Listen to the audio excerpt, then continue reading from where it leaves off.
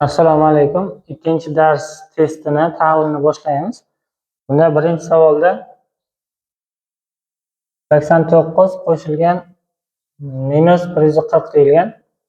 Bunda musbat songa manfiy sonni qo'shish uchun kattasidan kichigini ayirar edik-ku, kattasining ishorasini qo'yar edik. 140 dan 89 ni ayiramiz.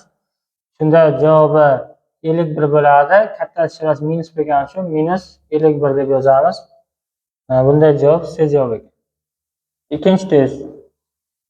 Hisoblangan 20 dan ayiramiz 107 ni. Bunda kichik sondan katta sonni ayirish uchun minus qo'yib, kattasidan kichigini ayiramiz. 107 dan 20 ni ayirsak 87. Bu javob C javobi. Uchinchi savol.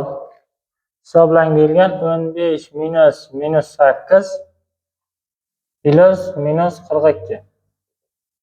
Ikkita minus ishorasi yonma-yon kelsa, uni o'rniga plus yozamiz. Shunda 15 plus 8 bo'ladi.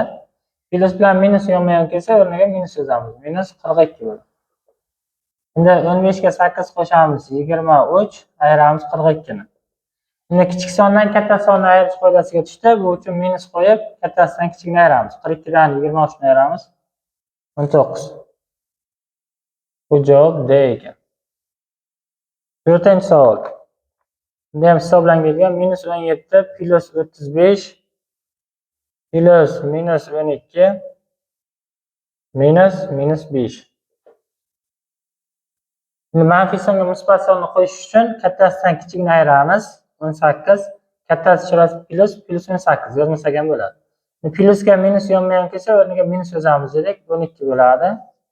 Minus bilan minus yonma-yon kelsa, bularning o'rniga plus yozamiz 5. 18 dan 12 ni ayiramiz 6, 6 ga qo'shamiz 5 ni, javobi 11. C javob. 5-savol. Minus 225 qo'shamiz 310 ni. Bunda ham manfiy songa musbat sonni qo'yish uchun ishorasi har xildan ayriladi. Kattasidan kichigini ayiramiz. Ayirsak 85. Kattasining ishorasi plus 85. Plus yozmasa ham bo'ladi. Bu javob D ekan. 6-savol. Minus 12 plus 8 minus 3 plus minus 14. Minus 12 ga 8 qo'shamiz. Kattasidan kichigini ayiramiz. 4. Kattasining ishorasi minus. Minus 4. Minus 3. Plusga minus yonma-yon kelsa minus 14. Hammasi minus. Hammasini qarz deb tushunsak 4000 qarz, 3000 qarz, 7000 qarz, 14000 qarz. 7 14 21000 qarz. Minus 21 bo'ladi. Minus qo'yamiz, barini qo'shar ekanmiz. Chunki uchalasi ham minus turibdi. Minus 3 minus 4 minus 7 minus 7 minus 14 minus 21. D javob. 7-si. Minus 82 minus 28. Minus 82, ikkita minus yonma-yon kelsa, o'rniga plus yozamiz. Plus 28. Bittasi manfiy, bittasi musbat. Bular ayriladi. Kattasidan kichigini ayiramiz. 82 dan 28 ni ayirsak 54. Xo'p, kattasining ishorasi minus. Minus 54. D javob. 8-misolda minus 25 minus 85 plus 74. Minus 25 minus 85. Ikkalasi ham minus. Shuning uchun minus qo'yib qo'shiladi. Minus 100 110 bo'ldi. Minus 110 ga qo'shamiz 74 ni. Bunda manfiy songa musbat sonni qo'yish uchun kattasining ishorasini qo'yamiz va kattasidan kichigini ayiramiz. 110 dan 74 ni ayirsak 36. Minus 36 B javob. Keyingisi 9-si. Minus 270 qo'shilgan 209.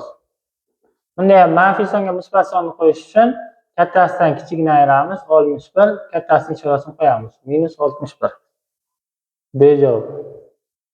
10-si. Minus 12 plus 19 plus minus 18 plus minus 11. Minus 12 plus 19. Kattasidan kichigini ayiramiz. 7, kattasi plus 7. Plusga minus kelsa minus yozamiz dedik. Minus 18. Plusga minus kelsa minus yozamiz dedik. Minus 11. Endi 7 dan 18 ni ayiramiz. Kichik sondan katta sonni ayirish uchun minus qo'yamiz, kattasidan kichigini ayiramiz. 11, yana minus 11. Ikkalasi ham minus qo'yib qo'shiladi. 11 ga 11 qo'shsak 22. 11 ming qarz, 11 ming qarz, 22 ming mana qarz. Uchun minus 22 bo'ladi. D javob. 11-si. Bo'sh joyni to'ldiring debdi. 12 qo'shilgan shu bo'sh joyning o'rniga x yozib olsak, teng minus 16. Bu yerdan x topsak, plus 12 bu yoqqa ayirish bilan o'tadi tenglamada. Minus 16 minus 12. X teng minus 28. B javob. 12-misol. Minus 21 qo'shilgan minus 19 qo'shilgan 13. Ikkita manfiy son qo'shish uchun minus qo'yib ikkani qo'shamiz. 21 ga 19 qo'shamiz 40. Ishorasi bir xil bo'lsa qo'shilar ekan. 40 endi plus 13. Endi ishorasi har xil bo'lsa ayriladi. Minus qo'yamiz, kattasi ishorasini 40 dan 13 ni ayiramiz 27. B javob. 13. Xo'p, 1 qo'shilgan minus 2 qo'shilgan 3 qo'shilgan minus 4 qo'shilgan 5 qo'shilgan minus 6 qo'shilgan 7 qo'shilgan minus 8.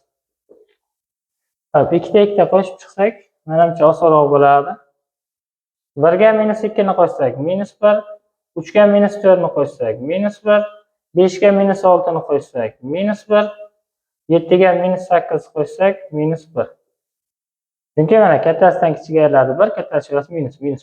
Kattasidan kichigiga ayriladi 1, kattasi shurasi minus. Kattasidan kichigiga ayriladi 1, kattasi shurasi minus. Qisqasi to'rtalasi ham minus 1 bo'ldi. Endi 4 dan minus 1 ni qo'shsak, javobi minus 4 bo'ladi. A javob ekan. 14-si. 14 da butun sonlarni ayiring debdi. Minus 81 qo'shilgan to'g'ri ayrilgan minus 18 ekan. Endi minus 81 yozamiz, ikkita minus yonma-yon kelsa, o'rniga plus yozamiz. Endi yana kattasidan kichigini ayiramiz. 63, kattasi shurasi minus 63. Bunday javob D ekan. Endi 15-savol. Hisoblangan 20 qo'shilgan minus 6 qo'shilgan minus 5 qo'shilgan 17. Endi 20 yozamiz, plus minus kelsa minus yozamiz. Minus 6 plus minus kelsa minus yozamiz. Minus 5 plus 17. Endi yerda hisoblaymiz. 20 dan 6 ni ayirsak 14, 14 dan 5 ni ayirsak 9, 9 ga 17 ni qo'shsak 26. A javob. 16-misolda minus 12 minus 24. 12 ming qarz, 24 ming qarz, 36 ming qarz bo'ladi. Minus 36. 17-si. 14 qo'shilgan minus 11 qo'shilgan minus 6 qo'shilgan minus 8. Bunda 14 ayrilgan 11 plus minus kelsa o'rniga minus yoziladi. Minus 11 plus minus minus 6 plus minus minus 8. 14 dan 11 ni ayirsak 3, 3 dan 6 ni ayirsak minus 3, minus 3 dan 8 ni ayirsak minus 11. Minus 11 ekan. Lekin bunda ishlasak ham bo'ladi. 14 dan 6 bilan 8 ni ayirsak 0. 14 ayrilyapti. 0 dan 11 ni ayirsak minus 11. Degan javob B ekan. Keyingisi 18-si. Minus 72 qo'shilgan minus 6 qo'shilgan minus 12 qo'shilgan 2. Mana uchalasi manfiy sonlar. Ularni qo'shganda minus qo'yib hammasini qo'shib qo'yamiz. 72 ga qo'shamiz 6 ni, 78 ga qo'shamiz 12 ni, 90 bo'ladi. Ishorasi minus uchalasi. Minus 90 bo'ladi. Qo'shamiz 2 ni. Endi bunda kattasidan kichigini ayiramiz. Kattasi ishorasini qo'yamiz. Minus 88 A javob. 19. Minus 30 minus 4 minus 36 plus 4. Endi bu yerda osonroq ishlasak ham bo'ladi. Mana -4 bilan +4 ni qisqartirsak 0 bo'lib ketadi. Keyin -30 minusga minus +36 bo'ladi. Keyin kattasidan kichigini ayiramiz 6, kattasi +6. Haydi. Bir chekkadan ishlasak ham shunaqa bo'ladi. -30 -4, -34, ikkita minus plus bo'ladi 36. Keyin 36 dan 34 ni ayirsak 2, 2 ga mana 4 ni qo'shsak 6 chiqadi. Baribir 6 chiqadi. Bu 19-misol edi. Endi 20-misolda -8, -5, -14, -34. Hammasi manfiy son, minus uchun minus qo'yib, hammasini qo'shib qo'yamiz. 8 ga 5 qo'shamiz. 13, 13 ga 14 qo'shamiz. 27, 27 ga 34 qo'shamiz. 61. Demak, javobi -61 ekan. Bu javob B javob. Demak, butun sonlar ustida amallarga oid ikkinchi testimizni tahlil qilib bo'ldik. Shularga qarab javoblaringizni tekshirib olsangiz bo'ladi va qaysilarni xato qilgan bo'lsangiz, tushunmaganlaringizni tushunib olsangiz bo'ladi.